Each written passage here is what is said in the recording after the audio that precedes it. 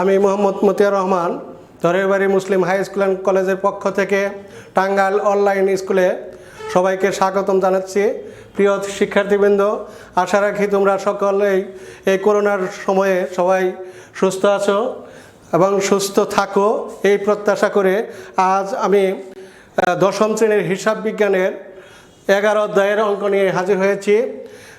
তোমরা সবাই 11 অধ্যায়ের অঙ্কগুলা দেখো, পাঠ্য বই তোমরা খুলো। 11 অধ্যায়ে আছে কি দেখো, পণ্যের ক্রয় মূল্য, উৎপাদন ব্যয় এবং বিক্রয় মূল্য। অধ্যায়ের নাম হইল পণ্যের ক্রয় মূল্য, উৎপাদন ব্যয় এবং বিক্রয় মূল্য। তাইলে আমরা পণ্যের ক্রয় মূল্য বের করব, উৎপাদন বের করব, উৎপাদন ব্যয় বের করব এবং কি বিক্রয় মূল্য বের করব। তার আগে আমাদের কিছু জানতে হবে যে ক্রয় মূল্যটা কি, বিক্রয় মূল্য কি, তারপরে পরোক্ষ খরচ কি, তারপরে আছে প্রত্যক্ষ খরচ কি, এই সমস্ত জিনিস আমাদের জানতে হবে। তাহলে আমরা ক্রয় মূল্য সম্পর্কে কিছুটা জেনে নিই। ক্রয় মূল্য হলো কোনো দ্রব্য যখন আমরা ক্রয় করি, যে মূল্যে ক্রয় করা হয়, আমরা যে মূল্যটা দেই সেটা হলো কোনো দ্রব্যের ক্রয় মূল্য। আর বিক্রয় মূল্য বলতে বুঝি আমরা দ্রব্যটা যে মূল্যে বিক্রয় করি সেটা হলো দ্রব্যের বিক্রয় মূল্য। আর আমরা আলোচনা করব পরোক্ষ খরচ। পরোক্ষ খরচ কি?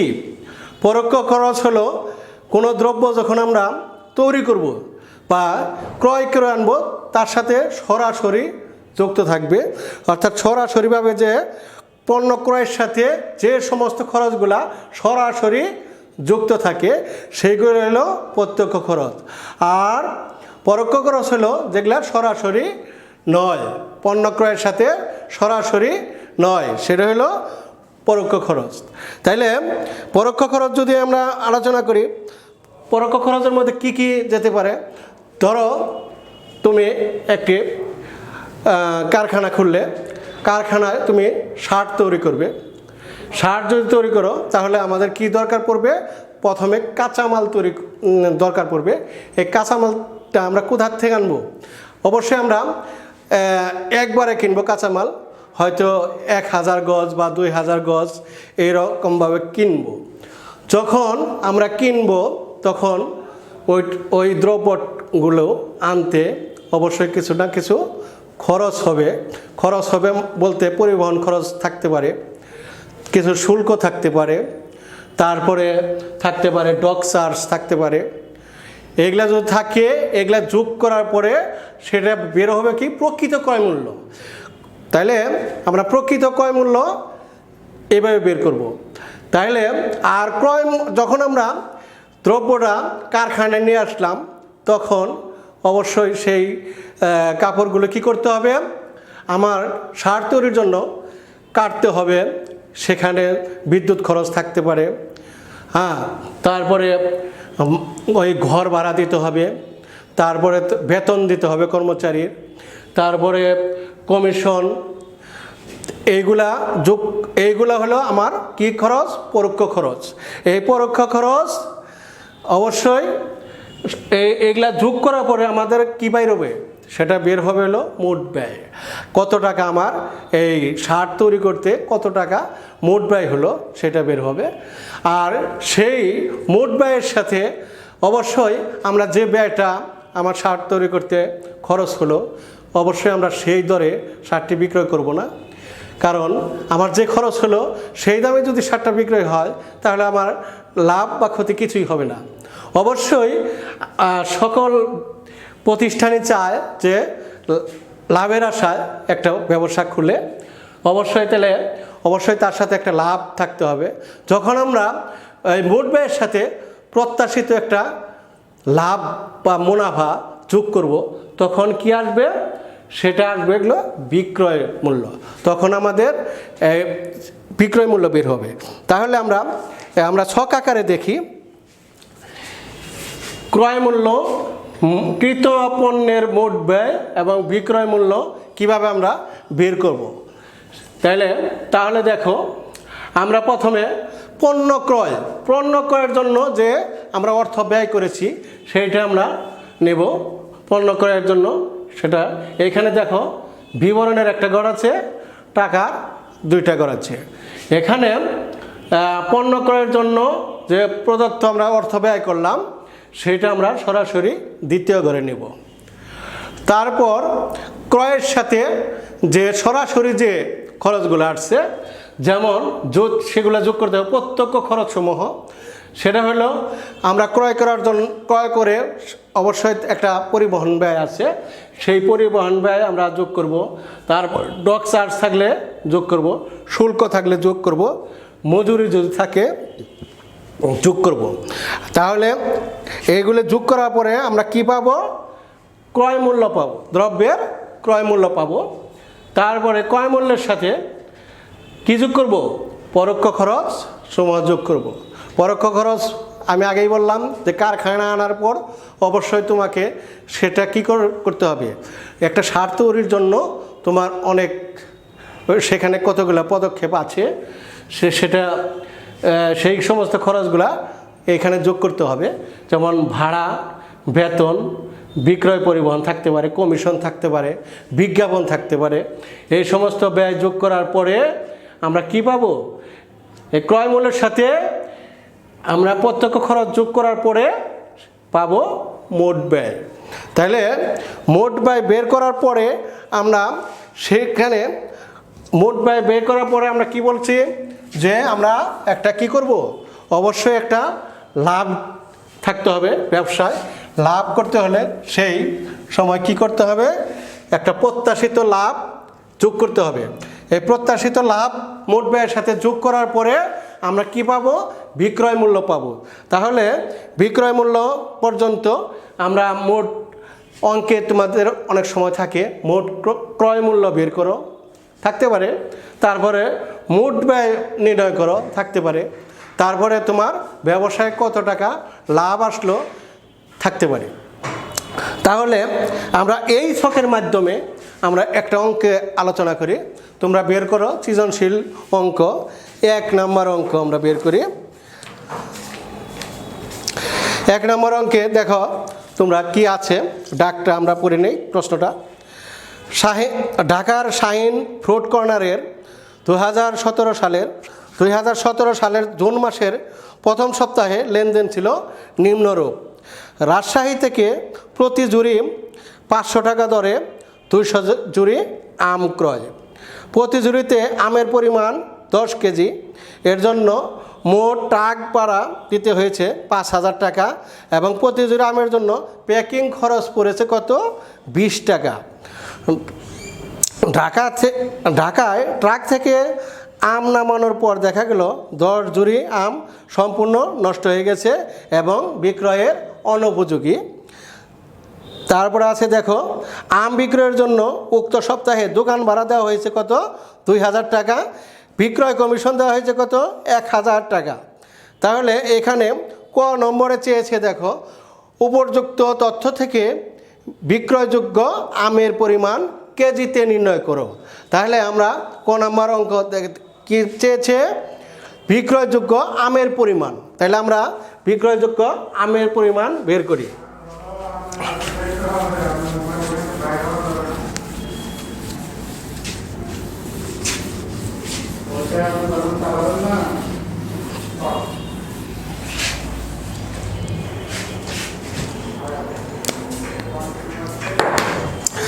তাহলে আমরা ছক আকারে বের করতে পারি বিক্রয়যোগ্য কি আমের পরিমাণ।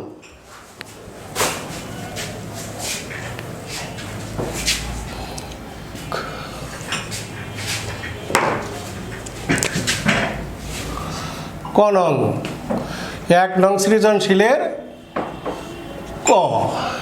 এখানে কি চেয়েছে? বিক্রয়যোগ্য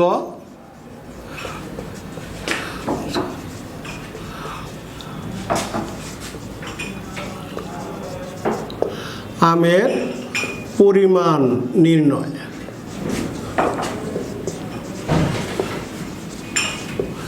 ছক আকারেও তোমরা করতে পারো, ছক ছাড়াও তোমরা করতে পারো। তাহলে এখানে বিক্রয়যোগ্য আম বের করতে হলে আমরা কতগুলা আম কিনেছি তাহলে আমরা দেখি। রাজশাহী থেকে প্রতি জুড়ি 500 টাকা দরে 200 জুড়ি আম কিনেছি। 200 জুড়ি আম কেনা হয়েছে। তাহলে 200 জুড়ি আম যদি কিনে থাকে তাহলে আমের ক্রয় মূল্য কত আসে? মোট আম ক্রয় কতগুলা করছে দেখো। আর প্রতি জুড়িতে কতটা আছে? 10 কেজি করে। তাহলে মোট আমের পরিমাণ,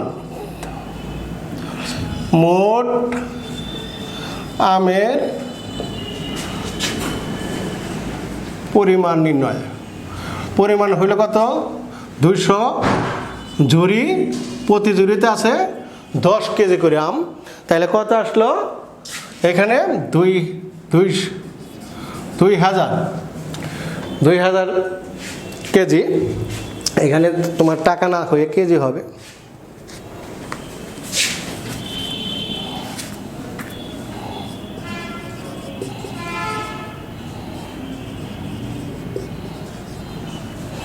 তাহলে 2000 কেজি। তারপরে ওই আম যখন আমরা আনার সময় কি হয়েছে? প্রতি জুড়ি আমের মধ্যে 10 কেজি নষ্ট হয়ে গেছে। দেখো, আম যখন নামানো হয়েছে 10 জুড়ি আম সম্পূর্ণভাবে বিনষ্ট হয়ে গেছে। তাহলে 10 জুড়ি, তাহলে প্রতি জুড়িতে কত ছিল? 10 কেজি করে। 10 জুড়িতে তাহলে কত? 100 কেজি। তাহলে বিয়োগ করবো আমরা। তাহলে বিয়োগ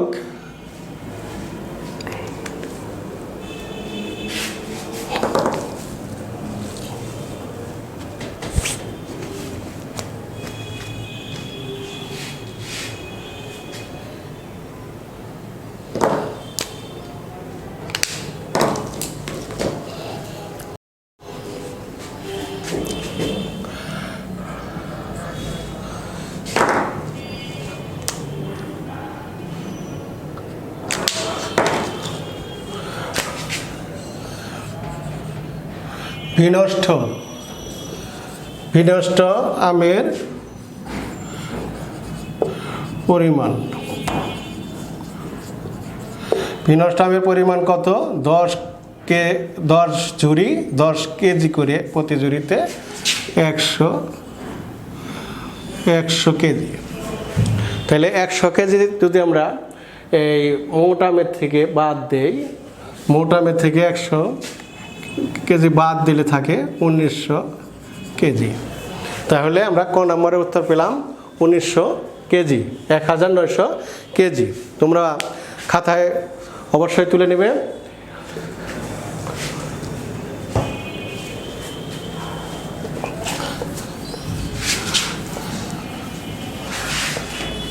তারপর আমরা খ নং প্রশ্নের উত্তরে চলে যাই। খ নম্বর প্রশ্নে কি চেয়েছে? শাহিন ফ্রুট কর্নারের বিক্রিত আমের মোট ব্যয় নির্ণয়। বিক্রিত আমের কি নির্ণয়? মোট ব্যয়। বিক্রিত আমের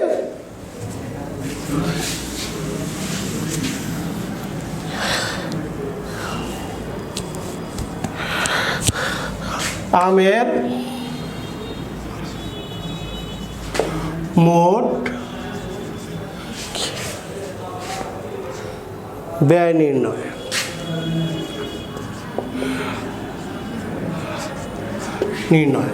তাহলে আমরা কি করব এখন? দেখো, বিক্রিত আমের মোট ব্যয় নির্ণয় করতে গেলে আমের ক্রয় মূল্য আমাদের কত ছিল?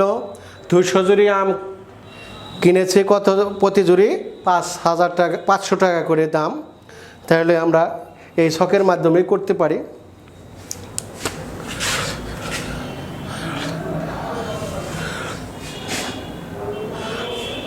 আমের ক্রয় মূল্য, আমের ক্রয় মূল্য 200 জুড়ি আম কিনছি, টাকা হলো 500 টাকা করে। 500 টাকা করে। তাহলে তুমি দেখো কত আসে। 500 টাকা যদি হয়, 200 500 থেকে তুমি গুণ করো। গুণ করলে কত আসে? 500 টাকা 5 দুগুণে 10 আর 4টে শূন্য, 1 লক্ষ টাকা। 1,00,000 টাকা, 1,00,000 টাকা।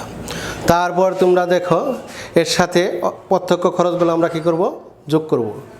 প্রত্যক্ষ খরচ কি আছে, যোগ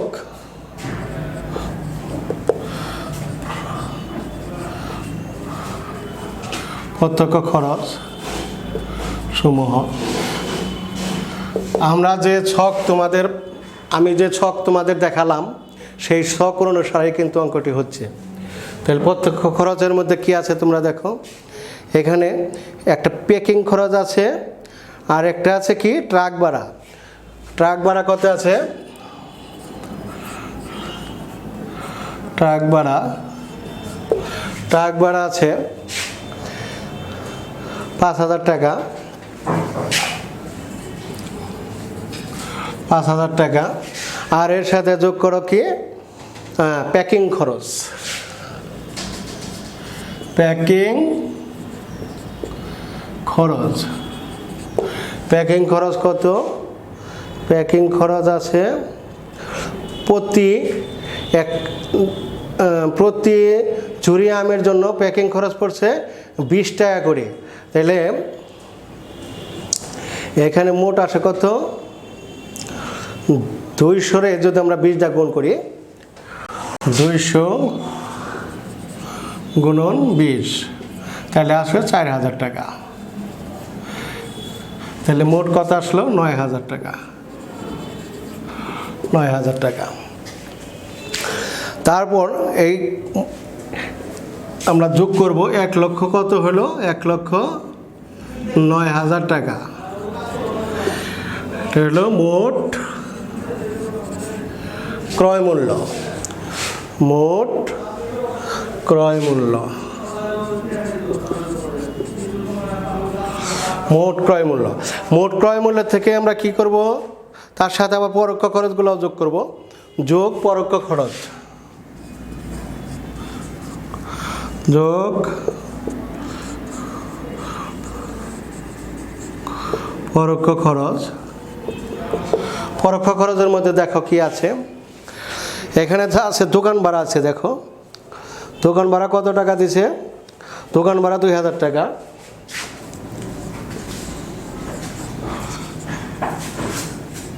দোকান ভাড়া 2,000 টাকা। আর কে আছে, দোকান ভাড়ার পর দেখো তোমরা বিক্রয় কমিশন আছে, বিক্রয় কমিশন। বিক্রয় কমিশন কত টাকা, 1,000 টাকা। মোট হইল কত টাকা, 3,000 টাকা। এই 3,000 টাকা যদি আমরা এইখানে 3,000 টাকা যোগ করলে 1,12,000 টাকা।